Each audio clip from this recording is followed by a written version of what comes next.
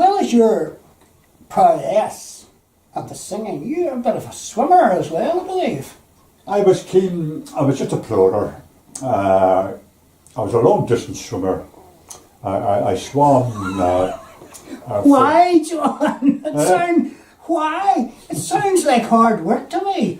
It was hard work, and I don't know, you started off in a swimming pool, in a nice heated pool, and you maybe swam a mile or a couple of miles, so many lengths. I could hardly swim a length, John. Right, go on. Well, we were doing 30, 40, 50 lengths at a time, And then I went from that, and there was a wee group of us, we were known as a Long Distance Swimming Association. And men like a fellow called Jim Burton and 2 or 3 others that I knew. And the first wee swim I done was off the shore, Carrickfergus.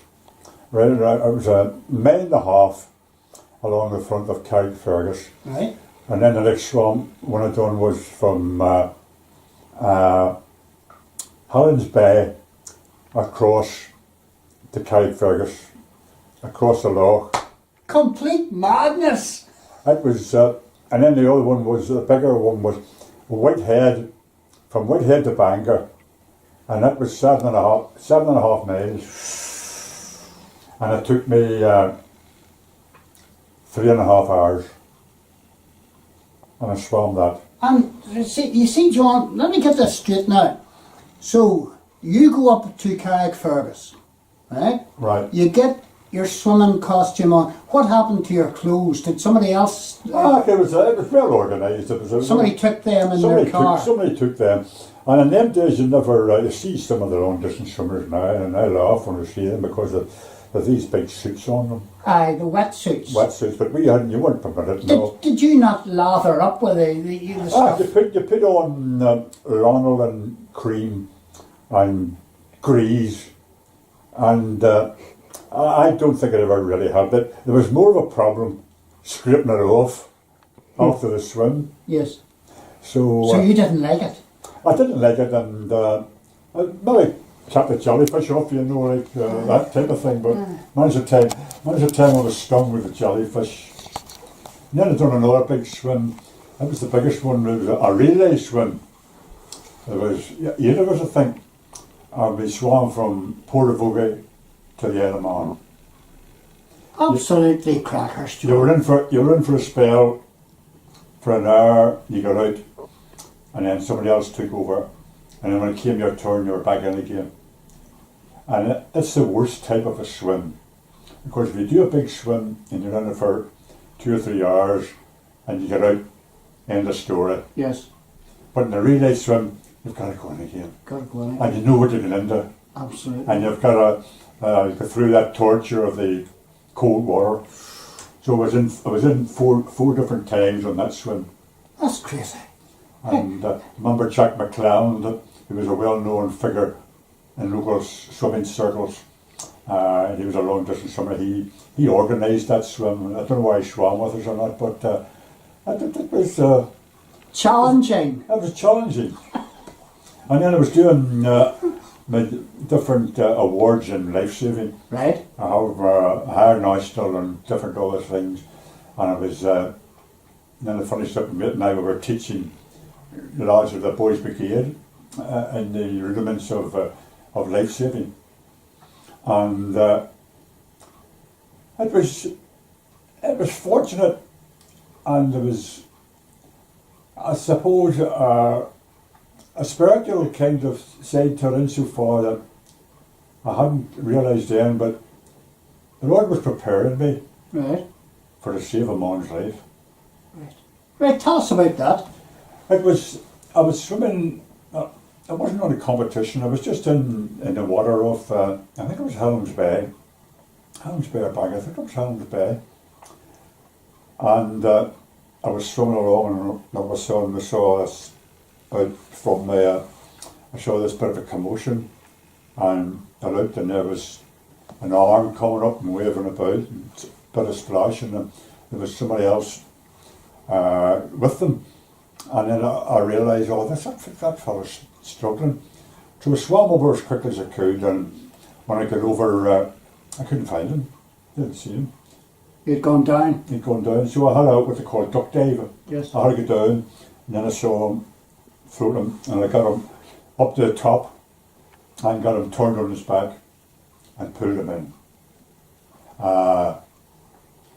Where does he live now? Oh, I used to know his name. I met him after that, you know, and I can't just remember where he. I have a feeling he came from a Ballymacarrett, Carrickfergus, down that way anyway. So I just put all the knowledge training there into practice. and it all fell into panned place. out It well. did, and it was very rewarding, you know, to I'm certainly think good. that saved the man's That's life. brilliant. That's brilliant. Sam was his name. I just can't remember the other name. Aye, no bother. And I got an award and got my photograph in the Telegraph. I got the Fame at last. Royal Humane Society Award for Brilliant. saving a man's life, you know. And so whenever you were swimming, were you in your 30s or? I would have been, yes. Yes, probably Right. your 30s. Mhm. And That's right. so had you had started a family by that stage? We had started off. We had our eldest boy was Stephen, Yes.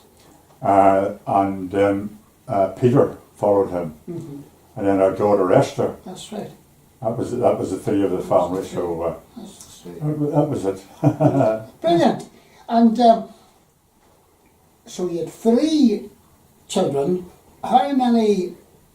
Here's one to really tax you now, Joe. How many grandchildren have you? I have 3, 5, 7. 7 grandchildren. 7 grandchildren. And here's the question now. 7 grandchildren. Any great grandchildren? We have 2 great grandchildren at the moment. Right. Arthur and Oscar. Right.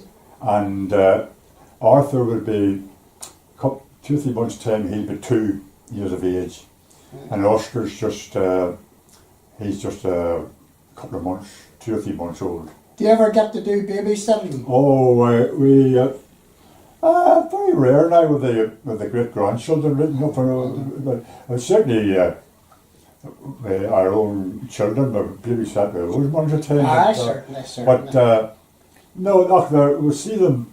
They'll be lively. They come down to my son Peter and his wife Jill. They live in Newtownards, and on a Sunday afternoon we'll get down for lunch, and The children will be. the children were there, you know. So they're just getting to know us, you know. They're just at that age. They're starting to well, the eldest one who's coming on the 2 will recognise you, you know. Last question, John, before we leave you. And you've been fabulous, and thank you very much. I love someone who has interesting stories to tell, and especially, as I said right at the outset, about areas that I'm particularly interested in, which would be the war and the shipyard. Mm-hmm. But you have a fascinating, and we might actually come back to you and delve into your memory again. But last question. And this is a toughie. What do you think, you know, your opinion, what are the main differences that you see today from your childhood? When you're young, when you're a child, you were a child. Yes. You acted like a child, and you done childish things. Yes. And now, families nowadays, they can't get you matured quick enough. And there's a certain aspect of childhood that I feel young people have maybe missed. The innocence The and innocence going out to kick a ball out That's the right. front, or go away to the park for 3 or 4 hours and You had to organise your own entertainment. right. And now young people have so much, so many societies and so many wee groups and so And many so things many all over the place computers for them. and That's right. Oh, there's no computers. I haven't even got a computer even at the moment. I never had one. And I tell you something, Paul, I don't want one. don't miss. Last final question.